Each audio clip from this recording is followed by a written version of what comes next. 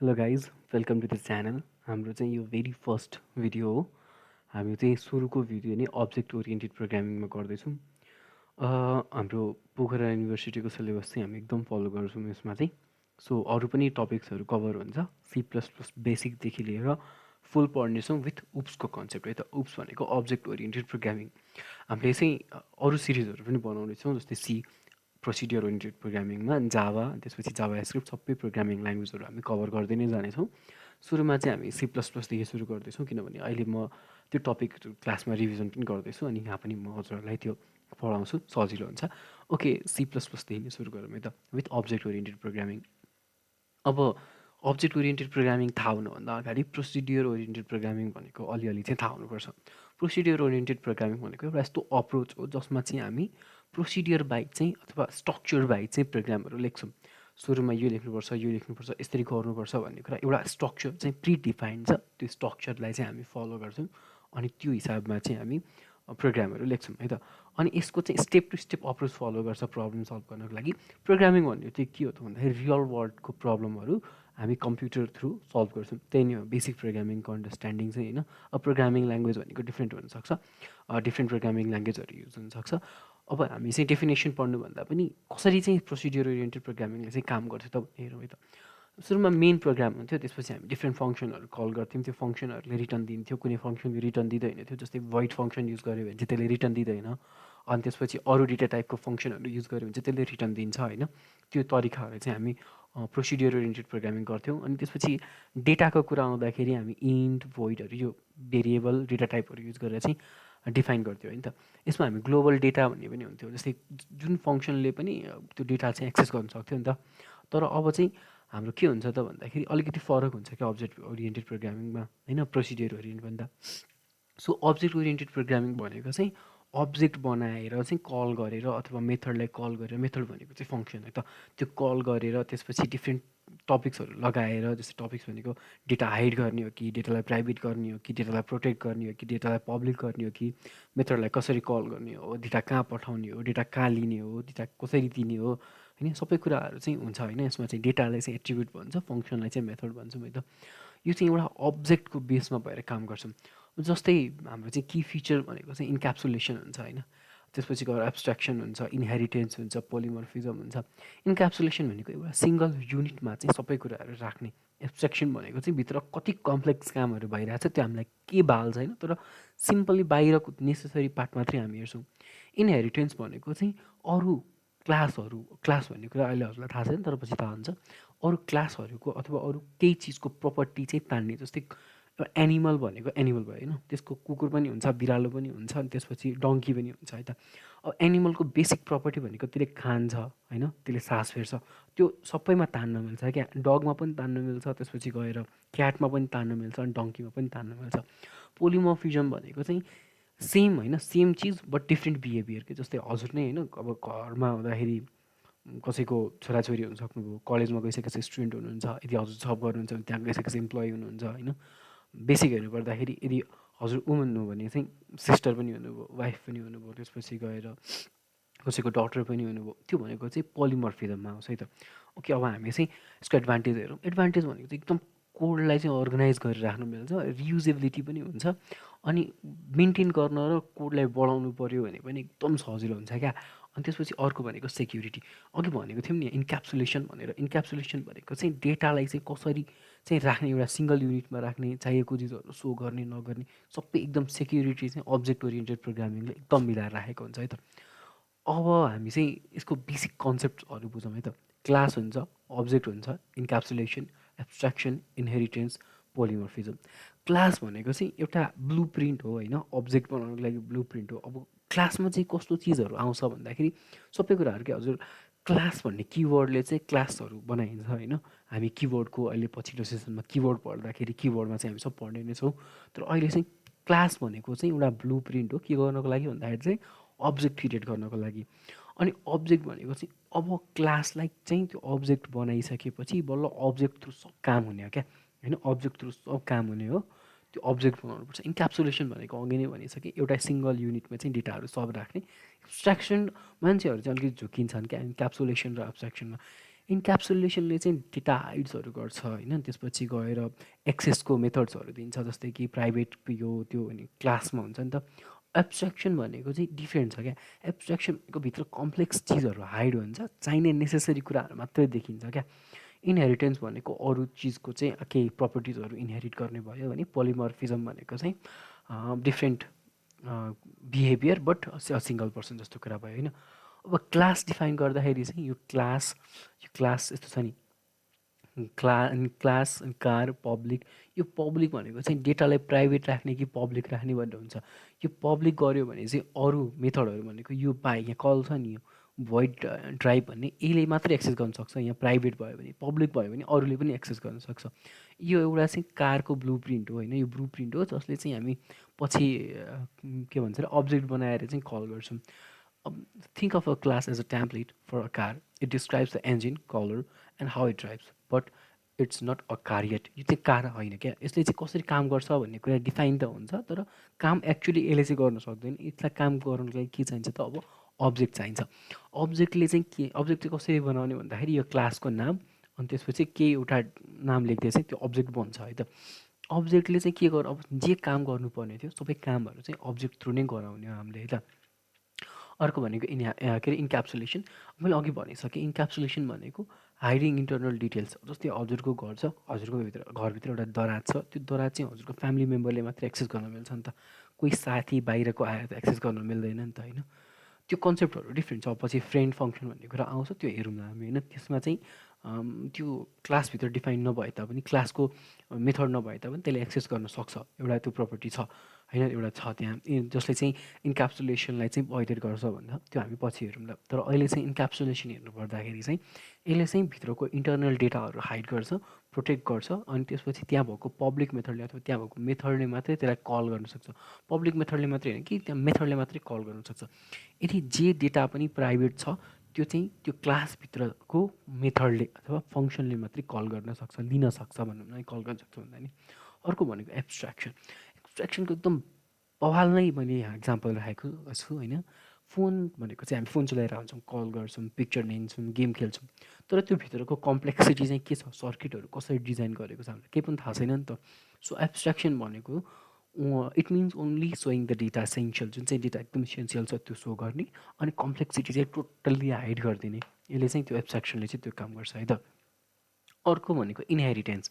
मैले अघि के भन्छ एनिमलको इक्जाम्पल लिएको थिएँ, यहाँ चाहिँ भेहिकलको इक्जाम्पल छ है त। अनि इनहेरिटेन्स कसरी हुन्छ त भन्दाखेरि यो इनहेरिटेन्सले चाहिँ कोड रियुजिबिलिटी क्या। जस्तै हजुरले भेहिकल्सको प्रपर्टिजहरू लेख्नुभयो, मुभ हुन्छ, इन्जिन हुन्छ, यो हुन्छ त्यो हुन्छ, तर इन्जिन त सब कारको इन्जिन डिफ्रेन्ट हुन्छ, बाइकको इन्जिन डिफ्रेन्ट हुन्छ, बाइकको प्रपर्टी डिफ्रेन्ट हुन्छ, विल्सहरू डिफ्रेन्ट हुन्छ नि त। तर जे पनि कुराहरू मिल्छ त्यो कुराहरू चाहिँ हामी माथिको प्रपर्टी, माथिको क्लासदेखि चाहिँ त्यो प्रपर्टीहरू तानेर तलको क्लासमा चाहिँ युज गर्न सक्छौँ। माथिको क्लासलाई चाहिँ हामी प्यारेन्ट क्लास भन्छौँ भने, तलको जस्तो यो भेहिकललाई चाहिँ हामी प्यारेन्ट क्लास भन्छौँ भने, यो कार चाहिँ हाम्रो के हो त भन्दाखेरि चाइल्ड क्लास हो है त। अहिले चाहिँ हामी यो पछि इनहेरिटेन्स डिटेलमा पढ्दाखेरि चाहिँ हेरि नै रहन्छौँ। आजको यो इन्ट्रोडक्सनको भिडियोमा चाहिँ सर्फेसली जाउँ होइन। पोलिमर्फिजम भनेको दुईवटा वर्डदेखि बनेको छ। पोली भनेको मेनी, मर्फ भनेको चाहिँ फर्म होइन। अब पोलिमर्फिजम भनेको मल्टिपल फर्म भनौँ होइन, अथवा मेनी फर्म्स भनिदिउँ है त। यसले चाहिँ के गर्छ त भन्दाखेरि हामी चाहिँ अब एउटै हो नि त, एनिमल भनेको त एनिमल हो नि त, तर एनिमलमा पनि क्याटेगोरी छ नि त, डग, क्याट, त्यो। अब एउटै चिजलाई चाहिँ डिफ्रेन्टली कल गर्न मिल्छ क्या। जस्तै वाइट कलरको डग, ब्ल्याक कलरको डग, त्यसपछि ग्रे कलरको डग, त्यो डग त हो नि त, त्यो डग त हो नि त, डगको प्रोपर्टीमा पऱ्यो तर डिफ्रेन्ट छ नि त। जस्तै अब म एउटा मेनको इक्जाम्पल दिन्छु है त। अब he is the son, he is also a husband, he is also a brother, he is also employee. एउटै मान्छेको डिफ्रेन्ट फर्म हुने क्या। जस्तै एनिमल चाहिँ के छ त भन्दाखेरि साउन्ड छ जसले चाहिँ सी आउट एनिमल साउन्ड, तर एनिमल साउन्डमा डगले चाहिँ के गर्छ त बार गर्छ।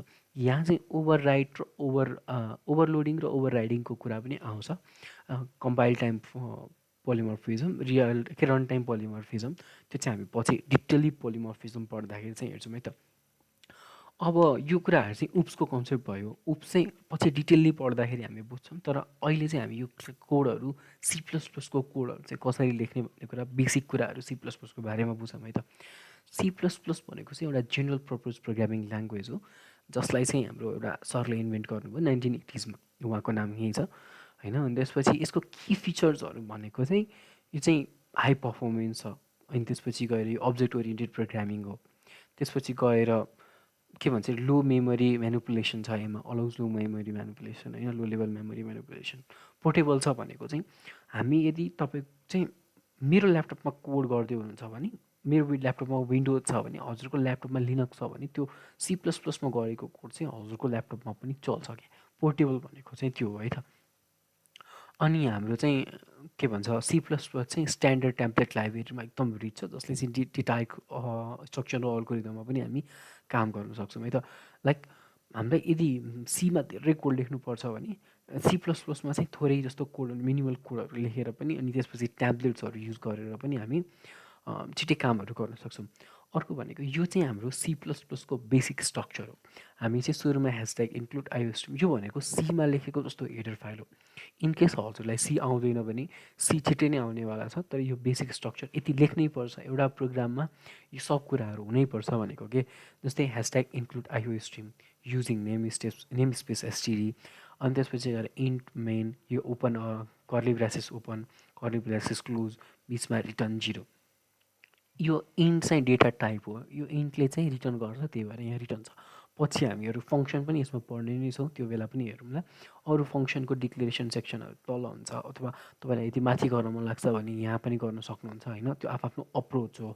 यसमा चाहिँ अब्जेक्टले कल हुने हो, त्यसपछि गएर क्लासहरू बनाउँदाखेरि पनि हजुर माथि क्लासहरू डिफाइन गर्नुहुन्छ होइन, बेसिक कुरा हो। अब आइओ स्ट्रिम भनेको चाहिँ के हो, यहाँ मैले युज गरेँ नि त, जस्तै ह्यासट्याग इन्क्लुड आइओ स्ट्रिम भनेर। यो भनेको चाहिँ के हो त भन्दाखेरि हाम्रो एउटा हेडर फाइल हो, जसले चाहिँ इनपुट र आउटपुटलाई चाहिँ अपरेसन, इनपुट आउटपुट अपरेसन चाहिँ गर्छ। जस्तै सी इन सी आउट यो युज गरेर चाहिँ गर्छ। हामी अरू अरू कुराहरू पछि हेर्छौँ, अहिलेलाई बेसिक कुरा भनेको सी इन र सी आउट हो हाम्रो लागि, इनपुट र आउटपुट। अरू बेसिक के भन्छ अरे हेडर फाइलहरू पनि छ, जस्तै युटिल स्ट्रिङ एस स्ट्रिम होइन, योहरू पनि हामी बेसिक पढ्ने नै छौँ। अर्को भनेको नेम स्पेस। नेम स्पेस भनेको चाहिँ एउटा अर्गनाइज कोड हो, जसले चाहिँ नेम, जस्तै दुईवटा नाम सेम भयो भने त्यो कन्फ्लिक्ट, नेम कन्फ्लिक्टलाई चाहिँ हटाउनको लागि चाहिँ युज गरेको। नेमिङ कोलिजन हुन्छ नि त, नेम कोलाइड हुन्छ कहिले, त्यो चाहिँ हटाउनको लागि युज गरेको हो। अनि यसलाई लेख्दाखेरि चाहिँ यसरी युजिङ नेम स्पेस एसटिडी भनेर लेख्छौँ। एसटिडी भनेको स्ट्यान्डर्ड जस्तो कुरा बुझ्नु होइन हजुर अहिलेलाई चाहिँ। अनि यसमा चाहिँ के हुन्छ त भन्दाखेरि सी आउट र सी इनमा यसरी लेख्न भन्दा यसरी लेख्नुपर्छ नि त। यो यहाँ युजिङ नेम स्पेस लेखिएन भने सी इन र सी आउटको अगाडि एसटिडी, त्यसपछि यो थोप्ला थोप्ला थोप्ला थोप्ला, यसलाई चाहिँ हामी के भन्छौँ त भन्दाखेरि के भन्छौँ मैले ठ्याक्कै बिर्सेँ होइन, एसटिडी सी आउट यसरी चाहिँ लेख्नुपर्छ। तर यो लेख्नु झन्झट हुन्छ नि त यस्तो लेख्न, त्यही भएर युजिङ नेम स्पेस एसटिडी माथि लेख्यो भने हामी डाइरेक्ट सी इन र सी आउट पनि लेख्न सक्छौँ। यो चाहिँ हाम्रो एउटा प्रोग्राममा हुने बेसिक कोड भयो होइन। जस्तै सी आउटको कोड चाहिँ मैले लेखेको छु होइन, यो सी आउट भनेको चाहिँ C plus plus is better than C भन्ने कुरा, यो हामी बेसिक प्रोग्राम चाहिँ लेखेर हेर्छौँ मैले है त।